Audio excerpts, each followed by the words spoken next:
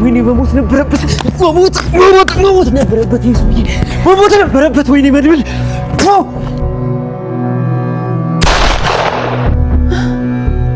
ወይኔ ልጄ ማነህ አንተ?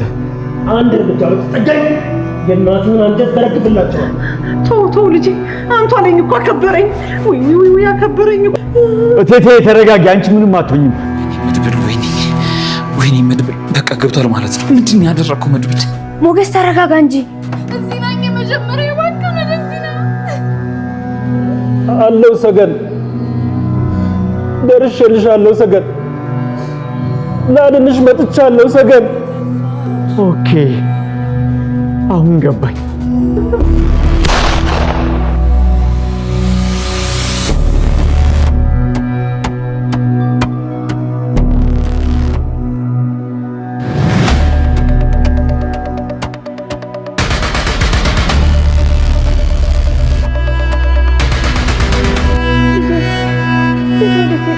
ቴትዬ የኔ እናት እንዴት ነሽ?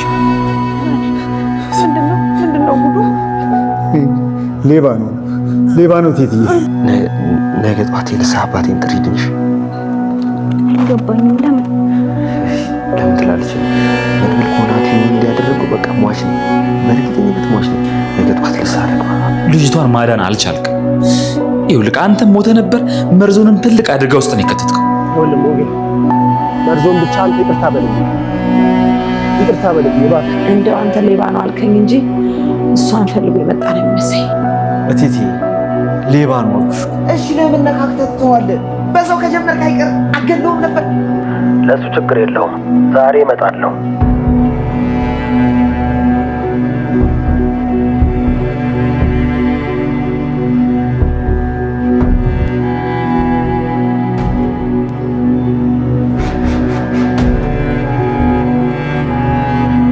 መድብል ከዚህም በፊት ነገሮችን በማስተዋልና በትዕግስት ነበር የሚያደርገው። አሁን ደግሞ ያደረገው ነገር በጣም ስህተት ልንለው የምንችል ነገር ነው ማለት ነው። እዛ ጋር ዘበኝነት በተቀጠረ ደላላው መርዞ ይዞት በመጣው በመጀመሪያው ቀን እንደዚህ አይነት ነገር ማድረጉ ደላላው መርዞ ላይ ሌላ መዘዝ ይዞበት መጥቷል ማለት ነው። በመጨረሻም እንዳየነው አክሊሉ ደላላው መርዞን ይዞታልና አፍኖ ራሱን እንዲስት እያደረገ ነው። ለምንድን ነው እሱ ይሄንን ነገር ማድረግ የፈለገው የሚለውን ነገር ስናይ ደላላው መርዞ ራሱን ከሳተ በኋላ የሆነ ቦታ ወስዶ እሱን እያሰቃየው መድብልን ከየት ነው ያመጣኸው? አሁን የት ነው ያለው? የትስ ነው እሱ ላገኘው የምችለው በሚል በዛ መንገድ እሱን እያሰቃየው አንዳንድ ነገሮችን ሊያወጣጣው ፈልጎ ነው ማለት ነው። በእርግጥ ደላላው መርዞ እዚህ ጋር ሊተርፍ የሚችለው አክሊሉ ከኋላ ሆኖ እሱን እያፈነው ነውና ምናልባት ኤፍራታ ወደ ውጪ ወጣ አክሊሉን ከጀርባ በኩል በሆነ ነገር መታ እሱ እንዲወድቅ አድርጋ በዛ መንገድ ደላላው መርዞ እንዲያመልጥ ካላደረገች በስተቀር አሁን ላይ አክሊሉ መርዞን እያፈነው ነውና ምናልባትም የሆነ ክፍል ውስጥ ወስዶ እሱን በጣም ያሰቃየዋል ብለን እናስባለን ማለት ነው። እዛ ጋር ደግሞ ደላላው መርዞ አሁንም የሆነ ክፍል ውስጥ ታገተ ማለት ደግሞ መድብል ደውሎ በነገረው መሰረት ዛሬ እመጣለሁ የሚለውን ነገር ተናግሯልና እዛ ጋር ሰገንን ማዳን አለ፣ እዚህ ጋር ደግሞ ደላላው መርዞን እሱ ካገተበት ቦታ ማስመለጥ አለ። ሁለት ነገር ስለሚሆንባቸው ምናልባትም እዚህ ጋር ኤፍራታ ትልቁን ሚና ተጫውታ አክሊሉን ከጀርባ በኩል መታ ደላላው መርዞ እንዲያመልጥ ካላደረገች በስተቀር ምናልባትም ነገሮች መወሳሰባቸው አይቀርም ማለት ነው። ሌላው ነገር ደግሞ አክሊሉ ምናልባት እዚህ ጋር ደላላው መርዞን ራሱ ለሰገን ስልኩን የሰጣሃት አንተነ እናም ደግሞ ዳጣን ራሱ አሳምረ ታውቃታለህ በሚለው በዛ መንገድም ደላላው መርዞ ላይ ሌላ መዘዝ ማምጣቱ አይቀርም ማለት ነው። መድብል እዚህ ጋር ትልቅ ስህተት ሰርቷል። ከዚህም በፊት እሱ ነገሮችን እያስተዋለ ነው የሚሄደው። ግን ደግሞ ዛሬ ላይ ለምንድነው ይሄንን ነገር ያደረገው የሚለውን ነገር ሙሉ ለሙሉ እሱ ላይ መፍረድ አንችልም ማለት ነው። ሰገን ሞታለች፣ ባንተ ምክንያት ነው የሞተችው። እናም ደግሞ አንተ እሷን ገለሃል ተብለ እስር ቤት ገብተ ለብዙ ዓመታት ተፈርዶብህ ቆይተሃል የተባለላት ሴት አሁን በህይወት አለች የሚለውን ነገር ሰምቶ እናም ደግሞ ድምጿን ራሱ በስልክ ውስጥ ሰምቶ ይሄንን ነገር መታገስ ስላቃተው ነው። ያ ማለት መድብል እዚህ ጋር ስሜታዊ ሆኗል ማለት ነው። መጀመሪያ ላይ ከሞገስ ጋር እንዳቀዱት ለአንድ ለ3 ቀን ነገሮችን ለማጤን አውቀ ጥበቃ መስለ እዚህ ትሆናለህ የሚለው ነገር በተስማሙት መሰረት በእቅዳቸው መሰረት ቢሄዱ ኖሮ ነገሮች በዚህን ልክ ባልተበላሹ ነበር ማለት ነው። በእርግጥ እዛ ጋር አክሊሉ ምንም እንኳን መድብል በመጀመሪያነት ለጥበቃ ስራ ቢመጣም ለአትክልተኝነት እሱን አምጥቶት ነበርና የዛን ቀን ምሽት አድሮ ምናልባትም በማግስቱ አክሊሉ ሌላ ቦታ ሲሄድ ቀስ ብሎ ሰገንን ማስመለጥ ይችሉ ነበር ማለት ነው። ግን ደግሞ መድብል እዚህ ጋር ያደረገው ነገር አሁን ላይ ነገሮችን ትንሽ ያወሳሰበው ይመስላል ማለት ነው። ሌላው ነገር ደግሞ ደላላው መርዞ አሁን ላይ የተፈጠረው ነገር ራሱ በጣም እንቆቅልሽ ሆኖበታል። በእርግጥ እሱ መጀመሪያ ላይ መድብል እዛ ጋር ጥበቃ አስቀጥረኝ የሚለውን ነገር ሲጠይቀው በሞገስ በኩል ማለት ነው መጀመሪያ ላይ ቆም ብሎ አላስተዋልም። ያ ማለት መድብል ገንዘብ አለው እንደዚህ ቸግሮት ጥበቃ የሚገባ አይነት ሰው አይደለምና እሱ እዛ ጋር ያሰበው የሚያገኛትን ኮሚሽን ብቻ ነው። ሰሞኑን ስራ ጠሮበት ስለነበረ መድብልን እዚህ ግቢ ውስጥ በጥበቃ ካስቀጠርኩት ይሄንን ያክል ኮሚሽን አገኛለሁ የሚለውን ነገር አስቦ ነው እንጂ መድብል የገንዘብ ችግር የለበትም። ለምንስ ነው እዚህ ግቢ ጥበቃ መቀጠር የፈለገው የሚለውን ነገር ቆሞ ማሰብ አልቻለም ማለት ነው። በእርግጥ ዛሬ ላይ ኤፍራታ ስትለው ነው እሱ ነገሩን ቆም ብሎ ማሰብ የቻለውና ሞገስንም ይሄንን ነገር ሲለው የነበረው ማለት ነው። መጀመሪያ ላይ ምናልባትም ይሄንን ነገር ቢያስብ ኖሮ መድብል ለምንድን ነው እሱ ለምንስ ነው መቀጠር የፈለግኩ የሚለውን ነገር ምናልባትም ሰፋ አድርጎ ይመራመር ነበር ማለት ነው። አሁን ደግሞ የመድብል ተቀጥሮ መልሶ ሰውየውን እንደዚህ ማድረጉ ደላላው መርዞ ላይ ትልቅ ጥያቄ ሆኖበታል ማለት ነው።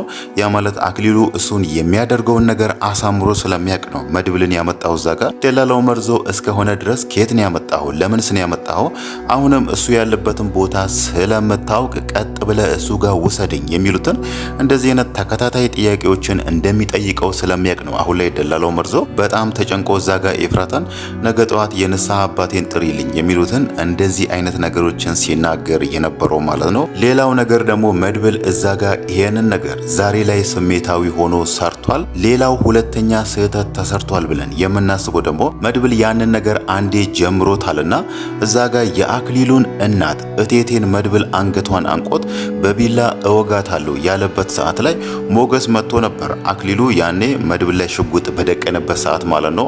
ሞገስ ቀስ ብሎ አክሊሉን የሆነ ነገር አድርጎ ወይ ደግሞ ገፍትሮትም ሊሆን ይችላል እሱ የያዘውን ሽጉጥ አስጥሎት ከዛም በኋላ እዛ ጋር አክሊሉን እጅ እግሩን አሳስሮት እናቱም እዛ ጋር እንድትቀመጥ አድርጎ ከዛም በኋላ ያለውን ነገር ቢጋፈጡ ይሻል ነበር ማለት ነው። ያ ማለት እዛ ጋር ሞገስ አክሊሉን ገፍትሮ ጣለው ማለት መድብል መጥቶ ያግዘዋል። አክሊሉን ለሁለት ሆኖ የሆነ ወንበር ላይ ያስሩታል። እናቱም አርፋ እንድትቀመጥ ያደርጓታል። ከዛም በኋላ ሊያደርጉ የሚችሉት ሰገንን ያስመልጧታል። ቀጣይ ላይ ደግሞ የሚከሰተው ምንድን ነው ብለን ስናይ ሞገስ በመጀመሪያነት እዛ ቤት የገባው ቤቱን ለማስመለስ ስለሆነ ባለፈውም ሲናገር የነበረው ደግሞ አሁን ላይ ቤቴን ለማስመለስ ብዙ ማስረጃዎችን ወይ ደግሞ በቂ ናቸው የሚባሉ ማስረጃዎችን በእጄ ይዣለሁ አንተ ያቺን ሴት እስከምታስመልጣት ነው የምጠብቀው ብሏልና እዚህ ጋር መድብል ሰገንን ካስመለጣት ሞገስም እዛ ጋር ለአክሊሉ ለምን እዛ ቤት እንደገባና ይሄ ቤት የሱ እንደሆነ እናም ደግሞ ማስረጃዎችን አሳይቶት ወደ ህግ ቦታ መሄድ ይችሉ ነበር ማለት ነው። ያ ማለት ዛሬ ላይ ሁለተኛው ስህተት ትልቁ ስህተት የተሰራው ሞገስ አጠገባቸው በነበረበት ሰዓት አክሊሉን ገፍትሮ መጣል ነበረበት ማለት ነው። እንደዛ ቢያደርግ ኖሮ ነገሮች አንዴ ተጀምሯልና ቀላል ይሆኑ ነበር ማለት ነው። አሁን ደግሞ ነገሮች ይወሳሰባሉ። ምናልባትም አክሊሉ ሌሎች የሚያውቃቸው ሰዎችም ስለሚኖሩት የነሱን እገዛ የነሱን እርዳታ ጠይቆ ምናልባትም መድብል ላይ ሊዘምቱ ይችላሉ ማለት ነው። አሁን ላይ አክሊሉ መድብል ማን እንደሆነና ምን ፈልጎ እዛ ቤት እንደመጣ አንዴ አውቋልና ምናልባትም ሰገንንም ከዚህም በኋላ ሊያሰቃያት ይችላል ማለት ነው። ወይ ደግሞ አይታወቅም እሷን ከዛ ቤት አስወጥቶ ሌላ ቦታ ማንም ሰው የማያገኛት ቦታ ሊያስቀምጣት ይችላል ማለት ነው። ያ ማለት መድብል አሁን ላይ ለደላላው መርዞ ደውሎ ዛሬ ማታ እመጣለሁ የሚለውን ነገር እየነገረው ነውና ምናልባትም ማታ ላይ ቢመጣ ራሱ ሰገንን ላያገኛት ይችላል ማለት ነው። ለዛም ነው ዛሬ ላይ ሁለት ስህተት ተሰርቷል የሚለውን ነገር ያነሳኑ ማለት ነው። መጀመሪያ መድብል ስሜታዊ ሆኖ ይሄንን ነገር ዛሬ ማድረግ አልነበረበትም። አንዴ ደግሞ እሱ አድርጓል ከተባለ ሞገስ እዛ ጋር አክሊሉን መቶት ሽጉጡን እንዲጥል ማድረግ ነበረበት ማለት ነው። ሁለቱ ስህተቶች ዛሬ ላይ ስለተሰሩ ከዚህም በኋላ ያለው ነገር ለመድብልም ለሞገስም ለደላላው መርዞም በጣም ከባድ ይሆኑባቸዋል ብለን እናስባለን ማለት ነው። ሌላው ነገር ደግሞ መድብል ከዚህም በኋላ እልህ የሚሆንበት ወይ ደግሞ ስሜታዊ ሆኖ ሙሉ አቅሙን ተጠቅሞ ይሄንን ነገር መጨረሻውን ማሳመር አለብኝ ወይ ደግሞ መጨረሻውን ማየት አለብኝ ብሎ የሚቀጥልበት ሰገንን ማስመለጥ ብቻ ሳይሆን ይሄ ሰውዬ እንዴት ነው ያኔ እኔ ሰገንን እንደገደልኳት አስደርጎ እኔ እስር ቤት እንድገባና እንዲፈረድብኝ እኔ ያንን ሁሉ አመታት እንድታሰር ያደረገኝ እናም ደግሞ ሰገን እንዴት ነው በህይወት የተረፈችው በእጅህ ሞታለች የተባለችው ሰገን እንዴት ነው በህይወት ልትኖር የቻለችው ያኔ ምን አይነት ድራማን የተሰራው የሚለውን ነገር ያንን ታሪክ ወደ ኋላ ተመልሶ ማወቅ ስለሚፈልግ መድብል አሁን ላይ ምናልባትም ይሄ ሰውዬ ላይ አክሊሉ የተባለው ሰውዬ ላይ ሌላ ጉዳት ላይ ያደርስ ይችላል ማለት ነው ወይ ደግሞ ወደ ህግ ቦታ እንዲሄድና እንዲታሰር ላይፈልግ ይችላል። ግን ደግሞ ቅድም እንዳነሳ ነው ሞገስ አክሊሉን ገፍትሮ ጥሎትና ሽጉጡ ከእጁ እንዲወድቅ ቢያደርግ ኖሮ እሱን እጅግሩን አሳስሮ የሆነ ቦታ ያስቀምጡታል። ያንን ታሪክ እንዴት እንደፈጠረው ወይ ደግሞ ሰገን እንዴት እሱ ጋር ልትገኝ እንደቻለች እናም እሱ እንዴት አድርጎ መድብል እስር ቤት እንዲገባና ያንን ሁሉ አመት ሚስቱን ገለሃል ተብሎ እንደታሰረ ያንን ሁሉ ሴራ እንዴት እንዳሰራበት ምናልባትም ሊያወጣጡት ይችላሉ ማለት ነው።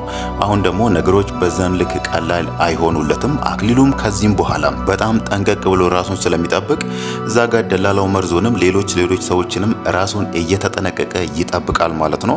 ምናልባትም ሞገስ ብቻ ከሆነ ነው አሁን ላይ እሱ የሚያስበው ሞገስ እዛ ጋር አግዞት እናቱ በህይወት እንድትተርፍ እንዳደረገው እየመሰለው ነውና የአክሊሉ እናትም እቴቴም እያለች ያለችው ይሄንን ነገር ነው። ሉላን ዛሬ ላይ ስታወራት የነበረው ባለቤትሽ ባይኖር ኖሮ እሞት ነበር እሱ ነው ህይወቴን የታደገው የሚለውን ነገር እየተናገረች ነውና አክሊሉም አሁን ላይ የሚያስበው ሞገስ መጥፎ ሰው ነው ወይ ደግሞ ሌላ አላማ ይዞ እዛ ቤት መጣ የሚለውን ነገር ሊጠራጠር አይችልም ማለት ነው። እሱ አሁን ላይ ሙሉ ትኩረቱን የሚያደርገው ደላላው መርዞ ሰገንና መድብል ላይ ነው ማለት ነው። ለዛ ደግሞ እሱ ሊጠራጠር ስለማይችል ምናልባትም ሞገስ በዚህ አጋጣሚ ተጠቅሞ የሆነ ነገር ካልሰራ በስተቀር አሁን ላይ አክሊሉን መቆጣጠር ወይ ደግሞ እሱም በቀላሉ ለመጣል ከባድ ይሆንባቸዋል ማለት ነው።